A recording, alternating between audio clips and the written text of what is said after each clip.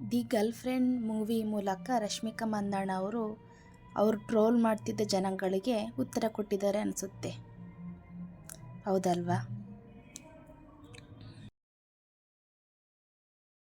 ಒಂದು ಹೆಣ್ಣು ಮದುವೆ ಆದರೆ ತನ್ನ ಗಂಡ ತನ್ನ ಮಕ್ಕಳು ಆ ಚಿಕ್ಕ ಒಂದು ಗೋಡೆಯದರಲ್ಲೇ ಬದುಕಬೇಕಾ? ಇಲ್ಲ ಅಲ್ವಾ? ಅವಳು ಅದೇ ಥರ ರಶ್ಮಿಕಾ ಮಂದಣ್ಣ ಕೇವಲ ಕನ್ನಡದಲ್ಲೇ ಇರಬೇಕಾ? ಇಲ್ಲ ಅಲ್ವಾ? ಅವಳಿಗೆ ಪರಮಾತ್ಮ ಅದ್ಭುತವಾದ ಶಕ್ತಿ ಕೊಟ್ಟಿದ್ದಾನೆ.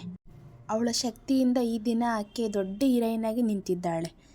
ಕೇವಲ ರಶ್ಮಿಕಾ ಮಂದಣ್ಣ ಅಂತಲ್ಲ, ಎಷ್ಟೋ ಜನ, ಶಿಲ್ಪಾ ಶೆಟ್ಟಿ ಆಗಿರ್ಬೋದು, ಐಶ್ವರ್ಯ ರೈ ಆಗಿರ್ಬೋದು, ದೀಪಿಕಾ ಪಡುಕೋಣೆ ಆಗಿರ್ಬೋದು, ಅನುಷ್ಕಾ ಶೆಟ್ಟಿ ಆಗಿರ್ಬೋದು, ಇವರೆಲ್ಲರೂ ನಮ್ಮ ಕರ್ನಾಟಕ ಮಣ್ಣಿಂದನೇ ಹೋಗಿರೋದಲ್ವಾ?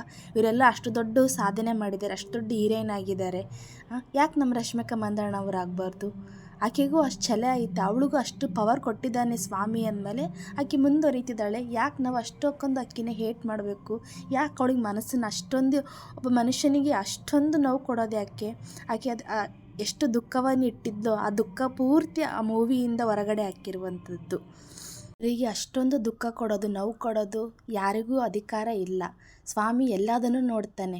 ಸೊ ನಮ್ಮ ಕನ್ನಡ ಭೂಮಿ ಸಾಧನೆ ಮಾಡಿಸುವಂಥದ್ದು, ನಾವು ಆ ಸಾಧನೆನೇ ಬೆಳೆಸಬೇಕು. ಸೊ ಗಿವ್ ರೆಸ್ಪೆಕ್ಟ್ ಅಷ್ಟೇ, ಪ್ರತಿಯೊಬ್ಬರನ್ನು ನಾವು ಗೌರವಿಸಬೇಕು, ಹೌದಲ್ವಾ?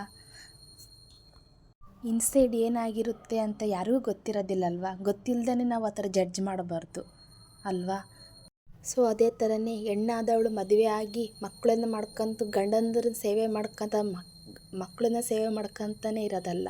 ಅವಳೊಂದು ಅದ್ಭುತ, ಅವಳೊಂದು ಮಹಾಶಕ್ತಿ, ಅವಳೊಂದು ಆದಿಶಕ್ತಿ.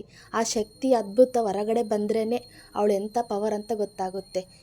ನಾವು ಪೆದ್ದು ಥರ ಮೌನವಾಗಿ ಇನ್ನೊಬ್ಬರು ನಮ್ಮನ್ನು ಎದುರಿಸ್ತಾರೆ, ನಾವು ಎದುರ್ತಾನೆ ಇದ್ದರೆ ಈ ಜಗತ್ತು ನಮ್ಮನ್ನು ಅದೇ ಥರನೇ ಟ್ರೀಟ್ ಮಾಡುತ್ತೆ. ಅದೇ ಒಂದು ಸಾರಿ ನಮ್ಮ ಒಳಗಿನ ಶಕ್ತಿ ಹೊರಗಡೆ ಬಂದರೆ ಈ ಜಗತ್ತು ನಮ್ಮನ್ನು ಅದೇ ಥರನೇ ಟ್ರೀಟ್ ಮಾಡುತ್ತೆ. ನಾವು ಆದಿಶಕ್ತಿ ಮತ್ತೊಂದು ರೂಪ ಅನ್ನೋದನ್ನು ಮರಿಬಾರ್ದು. ನಮ್ಮೊಳಗೆ ಅದ್ಭುತವಾದ ಶಕ್ತಿ ಐತೆ. ನಾವು ಪೆದ್ದು ಥರ ಇದ್ದರೆ ನಮ್ಮನ್ನು ಅದೇ ಥರನೇ ಟ್ರೀಟ್ ಮಾಡ್ತಾರೆ. ಒಂದು ಸರಿ ಜ್ವಾಲಾಮುಖಿಯಾಗಿ ಸಿಡಿದೆದ್ರೆ ಆ ಪವರಿಗೆ ನಿಲ್ಲೋ ಶಕ್ತಿ ಯಾರಿಗೂ ಇಲ್ಲ.